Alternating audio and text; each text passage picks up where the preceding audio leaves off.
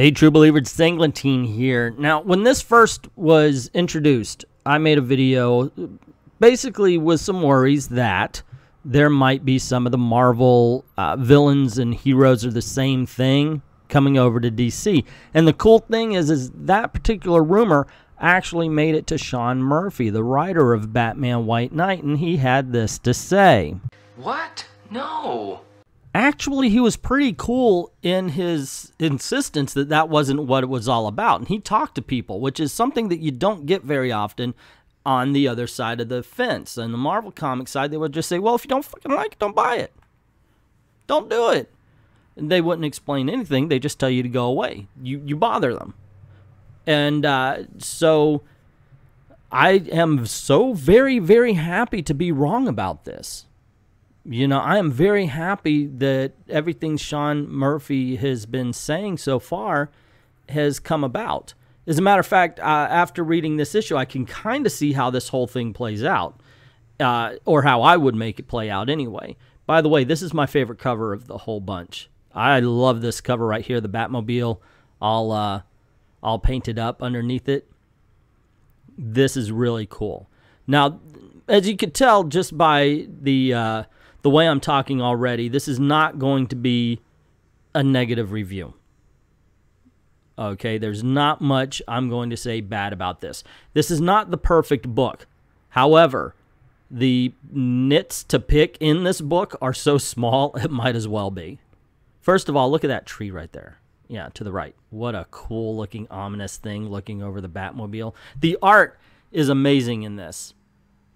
I love the setup.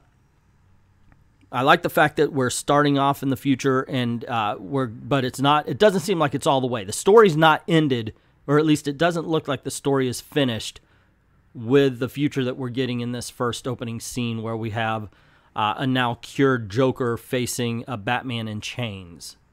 It's just kind of to get you to go, well, okay, well, how's this happening? I want to read more. And then we go to the past, 1 year in the past, and it shows us exactly what the scene was, what was happening in order for this is the big catalyst to get the story started. And this is where it really does get a little bit ridiculous. You have Batman driving the Batmobile over roofs. Joker is outrunning the Batman on one of those hoverboards. It doesn't explain it if it's some sort of souped-up Joker-style thing, but you can assume that it is. I do like the fact that it's playing with a lot of the tropes and cliches. You know, let's go over the drawbridge thing again. That was kind of fun and funny. You have Batman knocking down innocents to get to the Joker. So it really does seem as if this is the Batman on the edge. This is the Batman from Dark Knight Returns, where he's just had enough, so he's going to break the Joker's neck and not kill him. But in order to do this, they should have established something beforehand. Having it be the first page, that kind of gets to the extreme. And this is really the only place I find flaw in the cloth.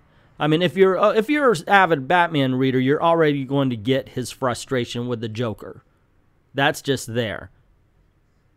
But for Batman to do what he does in front of everybody at this point without any kind of backstory in this series, I think that it really takes a lot, you know, because I really do believe he's acting out of character in this particular issue for this catalyst to happen. However, it is also not out of character to see that he could be pushed to the limit to have this done. So it's almost like we have to see what happened before the chase to get him to really want to assault the Joker and beat him down and force feed him drugs to get him so he's not breathing in front of Gordon, in front of Nightwing, in front of Batgirl, and all of that. And once again, this is the only place I see any flaw in the story. Okay, and I know it's the catalyst to the whole thing, but still, that's it. I just think that there's a scene missing. That's all. The scene missing of telling us what he did this time to drive Batman over the edge, to get to the point where it's actually showing what he's doing. Now, here's the cool thing, and this is what I really liked about it.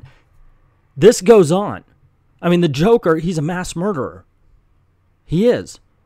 There should be nobody on the Joker's side. However, the news sees Batman do this, and they see that the GCP is standing by, and they just say, okay, it's police brutality. Let's forget about everything the Joker's ever done, because now we need to focus on the police. The criminals aren't criminals. The police are the criminals. And we actually see that played out today sometime.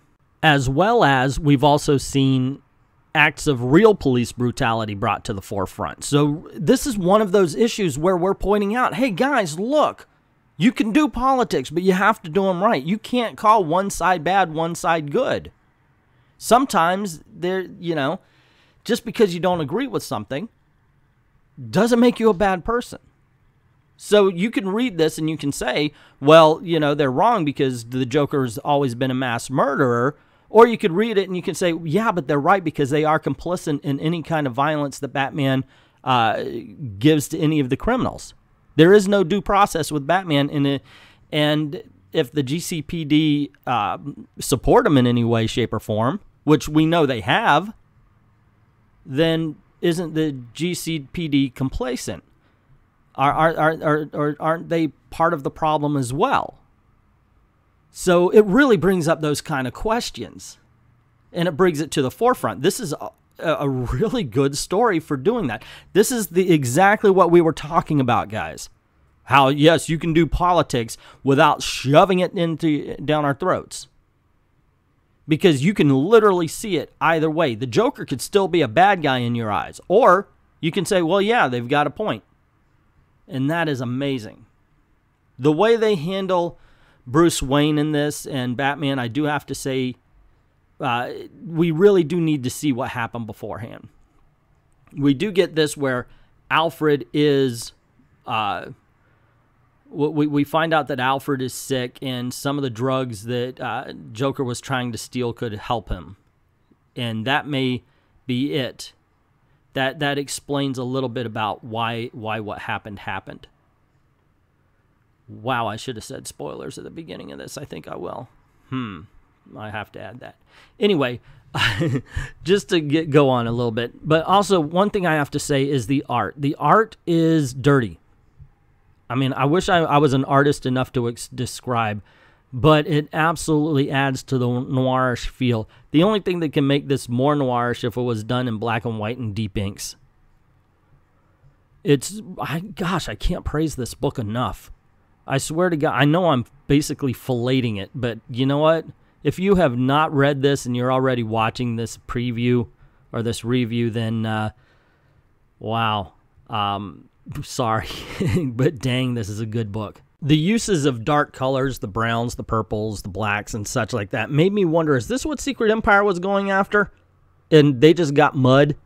It's like you know how to...